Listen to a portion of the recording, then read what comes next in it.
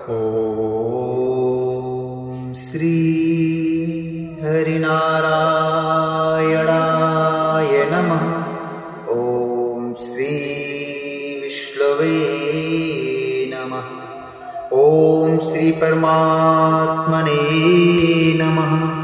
ओम श्री परमात्मने नमः। मार्गशीर्ष शुक्ल पक्ष की मोक्षा एकादशी का महात्मा। युधिष्ठिर बोले, हे देव देवेश्वर, मैं पूछता हूँ, मार्गशीर्ष मास के शुक्ल पक्ष में जो एकादशी होती है उसका नाम क्या है, कौन सी विधि है तथा उसमें किस देवता का पूजन किया जाता है? स्वामिन, यह सब यथार्थ रूप से मुझे बताइए।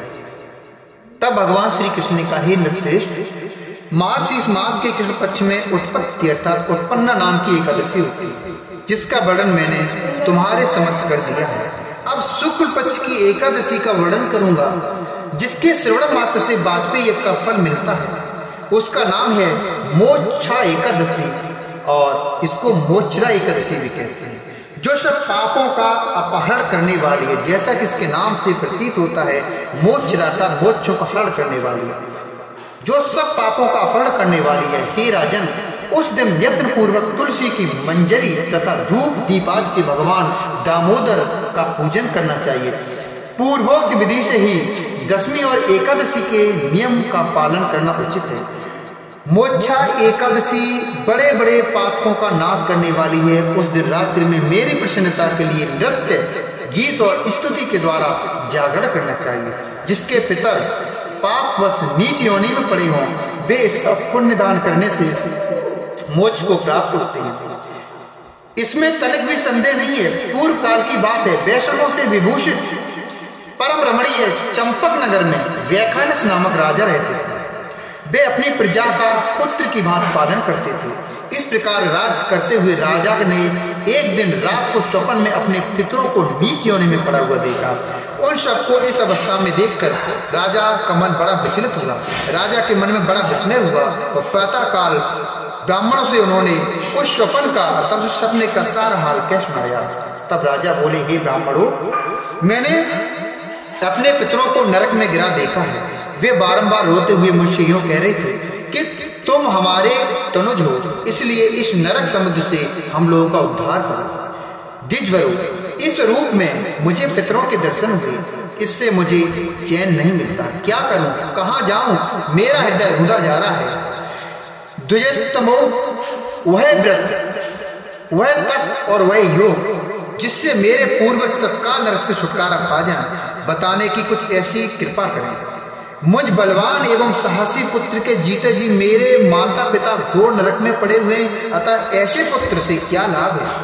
ब्राह्मण बोले, हे राजन, यहाँ से निकट ही पर्वत मुनि का एक महान आश्रम है।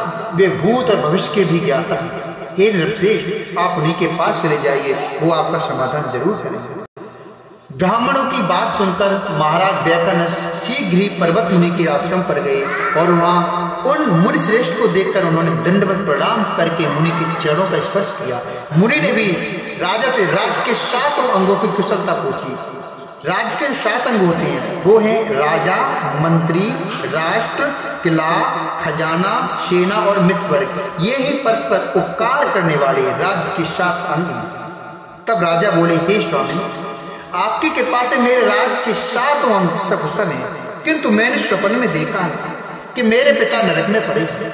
आप अतः बताइए कि वो किस पुण्य के प्रभाव से उनका वहां से छुटकारा होगा। राजा की यह बात सुनकर मुनिश्रेष्ठ पर्वत एक मुहूर्त तक ध्यानस्थ रहे।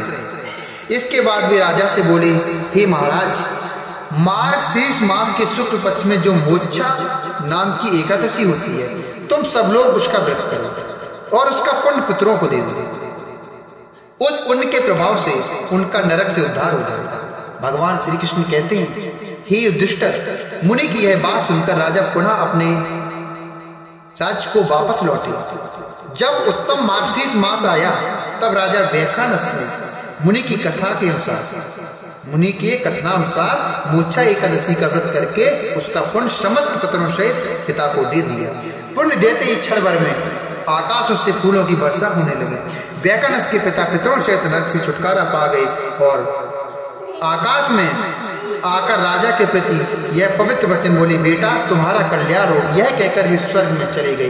राजन, जो इस प्रकार कल्याणमयी मोक्षा एकादशी का व्रत करता है उसके पाप नष्ट हो जाते हैं और मरने के बाद वह मोक्ष को प्राप्त कर लेता है। यह मोक्षा देने वाली, यह मोक्षा एकादशी मोक्ष को देने वाली मोक्षा एकादशी मनुष्यों के लिए चिंतामणि के समान समस्त कामनाओं को पूर्ण करने वाली है। इस महात्मा के पढ़ने और सुनने से वाजपेयी यज्ञ का फल मिलता है।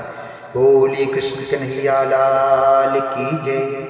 बोलिए श्री हरि नारायण भगवान की